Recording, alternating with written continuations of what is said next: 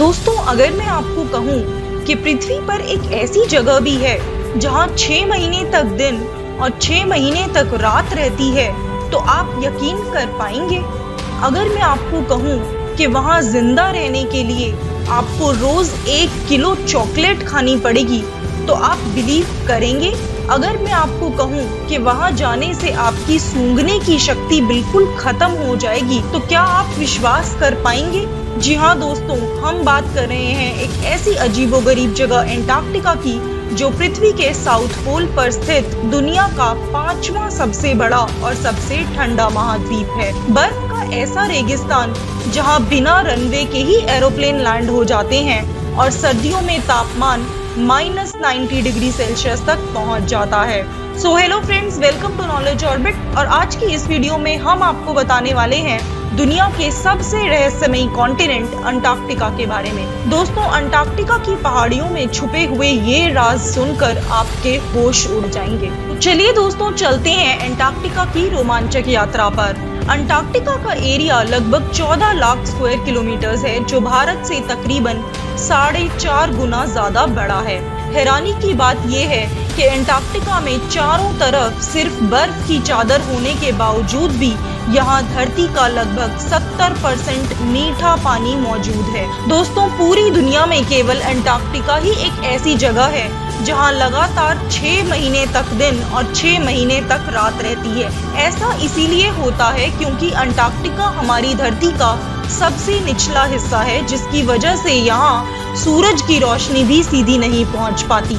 यहाँ आसमान में सूरज और चांद एक साथ दिखाई देते हैं। अंटार्कटिका पर 22 मार्च से 23 सितंबर तक अंधकार रहता है और 24 सितंबर से 21 मार्च तक सूर्य की रोशनी रहती है। अंटार्कटिका की एक और खूबी है कि वहाँ रात काली नहीं होती।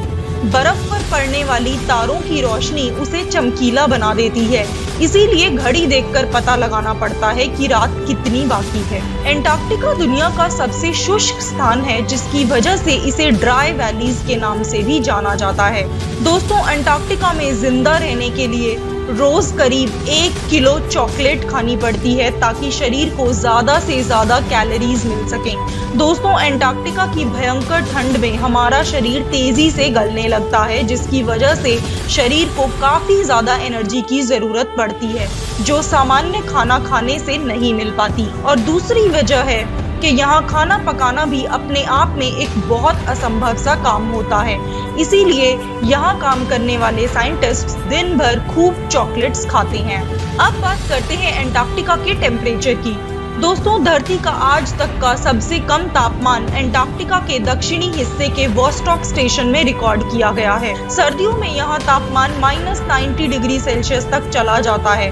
लेकिन दोस्तों, आप ये बात सुनकर दंग रह जाएंगे कि आज से लाखों साल पहले अंटार्कटिका बहुत गर्म रेगिस्तान हुआ करता था, पर जलवायु परिवर्तन के कारण अब अंटार्कटिका हजारों विशाल ग्लेशियर्स का समूह बन चुका है।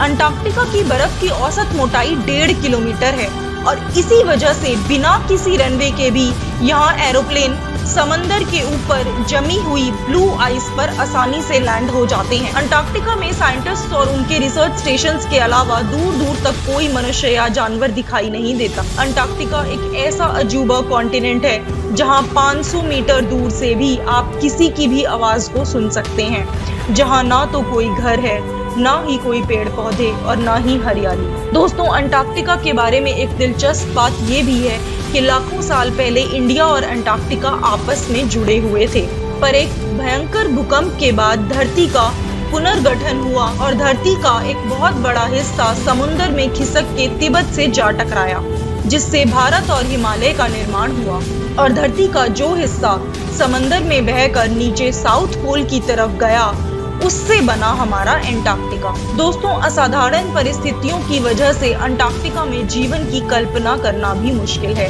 कभी कभी 320 किलोमीटर प्रति घंटे की रफ्तार वाली हवाएं चल पड़ती हैं, जो जमीन से मिट्टी के कणों को काट कर उड़ा ले जाती हैं। ये हवा इतनी ठंडी होती है कि सूंघने की शक्ति ही खत्म हो जाती है। अंटार्कटिका में जाकर अगर आप 6 महीने तक भी नहीं नहाएंगे, तब भी आपके शरीर से जरा भी बदबू नहीं आएगी। दोस्तों, अंटार्कटिका दुनिया की इकलौती ऐसी जगह है जहां प्रदूषण बिल्कुल भी नहीं है। वहाँ सब कुछ इतना साफ दिखाई देता है कि मुंबई से पुणे तक की दूरी की कोई भी चीज आसानी से नजर आ जाए। दोस्तों, ये बात जानकर आपको खुशी होगी कि अंटार्कटिका में भारत के भी 3 रिसर्च स्टेशंस मौजूद हैं, जिनका नाम है गंगोत्री, मैत्री और भारती।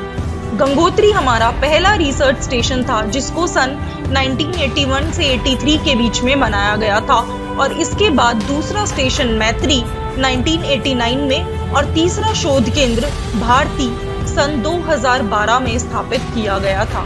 दोस्तों, अंटार्कटिका की खोज सन 1911 में की गई थी और यहाँ तक पहुँचने के लिए हवाई जहाज या नाव का सहारा लेना पड़ता है।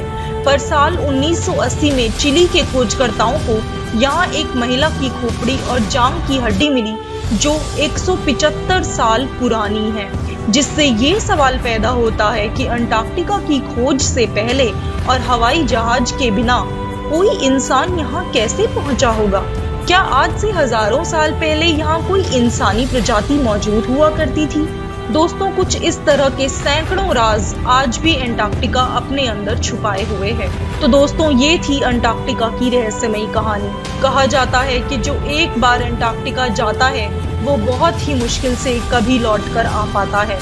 तो क्या आप भी चाहेंगे कि राहुल गांधी या अरविंद केजरीवाल को यहाँ भेज देना चाहिए? दोस्तों, वीडियो पसंद आया हो तो प्लीज लाइक करें, शेयर करें और हमारे चैनल को अभी सब्सक्राइब कर लें। जय हिंद।